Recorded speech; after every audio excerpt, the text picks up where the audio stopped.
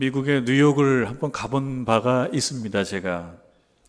근데 뉴욕의 명소 중에 한 곳인, 여러분 들어보셨을 엠파이어 스테이트 빌딩, 그곳에 올라가 본 바가 있습니다. 이 빌딩은요, 1931년 그때 완공이 되었답니다. 근데 그 직후부터 1970년 때까지 거의 40년간 최장기간 최고의 빌딩이라고 하는 기록을 갖고 있답니다.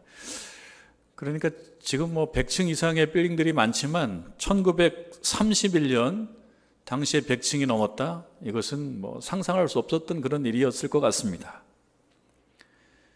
은은한 회색 화강석에 니켈 장식이 부착된, 저는 잘 모르는 아르테코 건축 양식, 제가 아르테코는 잘 모르지만 아르테코 건축 양식으로 지어졌답니다. 이렇게 양식으로 지어진 이 빌딩이 영화로도 많이 나왔습니다. 영화의 배경으로도. 킹콩이라는 영화도 이 엠파이어 스테이트 빌딩을 배경으로 됐고요. 또 시애틀의 잠 못 이루는 밤, 이런 영화들을 포함한 여러 영화들의 배경이 되었던 그런 빌딩입니다. 현재 뉴욕에는요, 더 높은 빌딩들이 꽤 있답니다.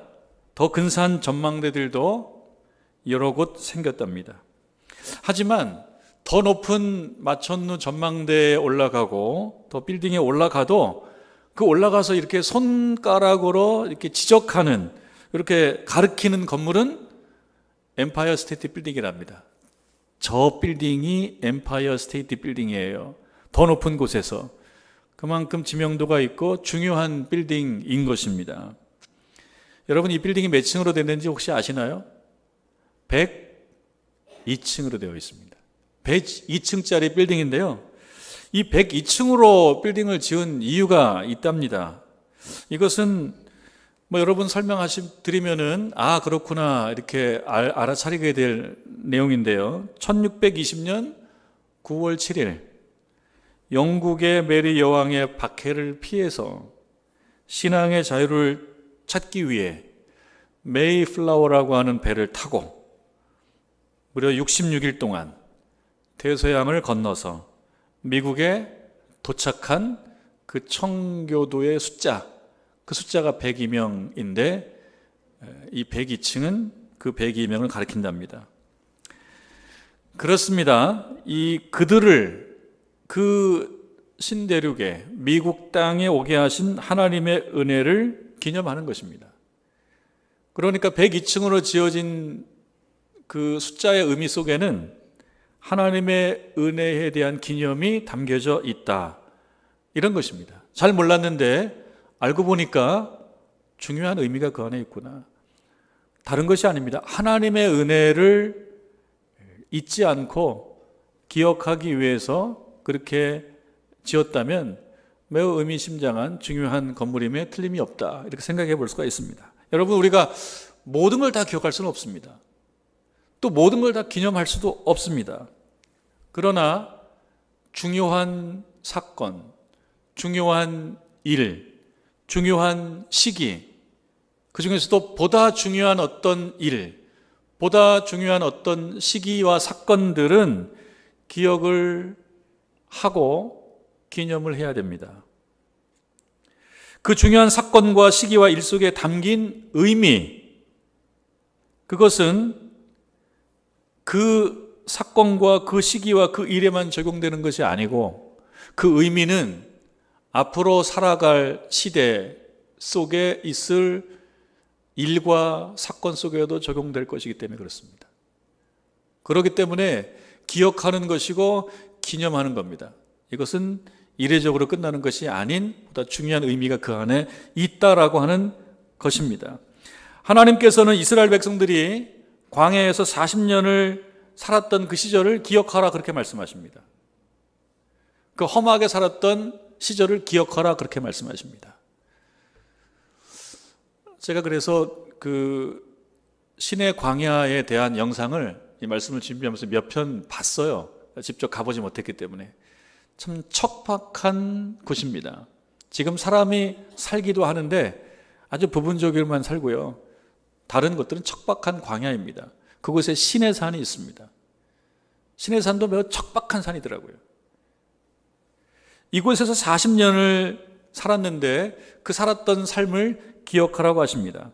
아니, 그것을 기억하라고 하는 의미는요, 사건의 외형과 사건의 모양만 기억하라고 하는 것이 아닙니다. 그곳에서 40년을 살면서 그 40년 동안 경험한 일들 속에 담겨져 있는 그 깊은 의미를 기억하라는 것입니다. 왜 그러냐면 40년으로 끝나는 것이 아니고 이제 40년이 다 지난 시점, 광야 생활이 끝나고 가나안 생활이 시작되는 이 시점에 이 40년 동안 그들이 경험했던 그 일들의 의미는 이 시간 이후에도 동일하게 적용될 것이기 때문에 그렇습니다. 가나안 땅에서도 적용될 것이기 때문에 그런 것입니다. 여러분, 정릉제일교회는 창립 50주년을 이제 맞이했습니다. 100년을 1세기라고 그러고 50년을 반세기라고 그러고 25년을 사반세기 그렇게 얘기하는데 반세기, 반세기라고 그러니까 실로 좀 의미심장합니다.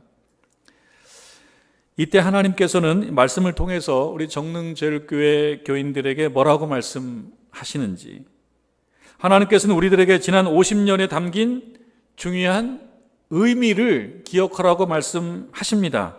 근데 여러분, 그 중요한 의미는 무엇인가? 이 50년 동안 우리가 살아오면서 경험했던 여러 사건들, 일들, 사연들 속에 담겨져 있는 의미, 그 중에 우리가 보존해야 될 의미는 무엇인가? 그것은 이스라엘 백성들이 광야 40년의 생활을 마감하면서 지난 40년에 담긴 중요한 의미와 결코 다르지 않습니다. 그들이 40년 동안 살면서 기억해야 될 그 의미와 우리가 50년을 지내면서 앞으로 다가올 미래에 적용해야 될 그 의미와 다르지가 않습니다. 오늘 말씀은요, 지난 40년을 회고하면서 또 다시 살 또 다른 40년을 전망하면서 기대하면서 하나님의 큰종 모세가 그 백성들 앞에서 설교하는 설교의 한 대목입니다. 여러분도 지금 설교를 듣는 시간이지만 이 설교 시간을 통해서 우리가 그 옛날의 모세의 설교를 조금 들어본다면 하나님께서 그 백성들에게 기억하라고 하는 의미가 무엇이며 역시 우리들에게 이 시점에서 기억해야 하는 의미가 무엇인지를 알게 될 것입니다. 여러분, 오늘 말씀은 그 설교의 중요한 한 대목입니다. 1절을 보면 이렇게 되어 있습니다. 내가 오늘 명하는 모든 명령을 너희는 지켜 행하라. 그리하면 너희가 살고 번성하고 여호와께서 너희의 조상들에게 맹세하신 땅에 들어가서 그것을 차지하리라. 여러분, 그렇습니다. 하나님께서는 하나님의 백성이 살기를 원하십니다. 그리고 번성하기를 원하십니다. 그러나 하나님께서 그렇게 원하시고 하나님께서 그렇게 바라신다라고 해서 자동적으로 사는 것, 자동적으로 번성하는 것 아닙니다. 그렇기 때문에 하나님께서 그 백성들에게 해야 할 일을 말씀하시는 것입니다. 그것은 하나님께서 그들을 어떻게 인도하셨는지를 기억하는 것입니다. 하나님께서 그들을 어떻게 인도하셨는지를 기억하지 않고 잘 살 수 없고 번성할 수가 없습니다. 그들은 40년 동안 광야에 머물렀습니다. 광야를 방황했습니다. 그렇게 오랫동안 광야 생활을 하게 하신 하나님의 의도와 하나님의 목적이 있습니다. 그것은 무엇이냐면 그들이 하나님의 말씀을 잘 지키는지 잘 지키지 않는지를 테스트 해보기 위함이라고 말씀하십니다. 2절인가요? 여러분 한번 보실까요? 내 하나님 여호와께서 이 40년 동안에 내게 광야길을 걷게 하신 것을 기억하라. 예, 기억하라고 하시는 것입니다. 우리들에게 하시는 말씀으로 듣는다면 우리 하나님께서 이 50년 동안에 너희들이 이곳에서 이렇게 살아오게 하신 것을 기억하라. 이는 너를 낮추시며 너를 시험하사 내 마음이 어떠한지 그 명령을 지키는지 지키지 않는지 알려 하심이라. 하나님께서 이들에게 바라시는 것은 잘 살고 번성하는 것인데, 잘 살고 번성하는 것 자동적으로 되는 것이 아니고, 그들에게 일정한 자격이 주어졌을 때 그렇게 살 수 있는 것인데, 그것은 무엇이냐면 그 백성들이 하나님의 명령을 잘 지킬 때 그리 된다는 것입니다. 이 광야 40년 동안에 하나님께서 그들을 보고 계속 테스트하시고 관심을 갖고 보셨던 것들은 과연 이 백성이 나의 말을 잘 듣고 잘 순종하고 잘 따라가는가? 그것이 하나님의 관심이셨습니다. 하나님은 그들이 사는 40년 동안 어떤 경우는 낮추기도 하셨어요. 저 아래에 있기도 하셨어요. 낮추기도 하셨어요. 그리고 어느 경우에는 쫄쫄 굶기기도 하셨어요. 배고파서 원망이면 나오는 상황까지도 몰고 가셨어요. 그럴 때는 어떻게 할 것인지. 그리고 그때 하나님께 기도하고 간구할 때 하나님께서 그 기도를 들어주셔서 그들에게 만나, 그 전에도 몰랐고 그 후에도 모를 그 만나를 주셔서 그들을 먹이셨어요. 이런 일들이 광야에서 일어났었습니다.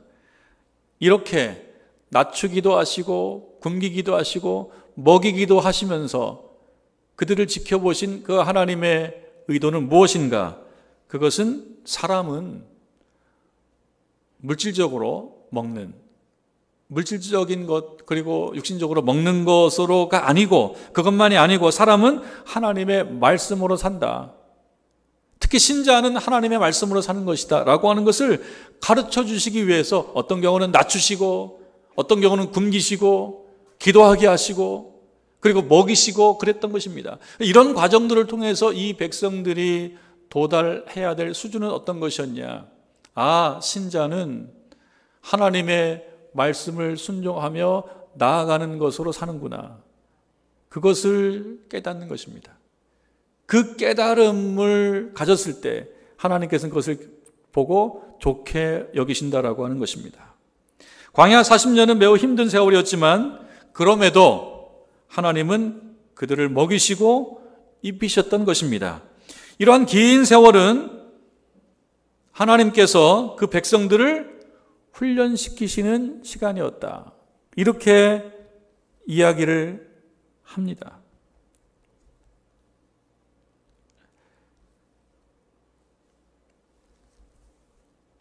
지난 40년의 세월에 이러한 의미가 있다는 것을 이들이 알아야 될 이유는 무엇이겠습니까? 그것은 그들의 삶이 40년으로 끝나지 않고 앞으로 또 다른 40년, 또 다른 40년, 또 다른 40년을 살게 되고 하나님께서 또 다른 40년을 그들에게 주실 것이기 때문입니다.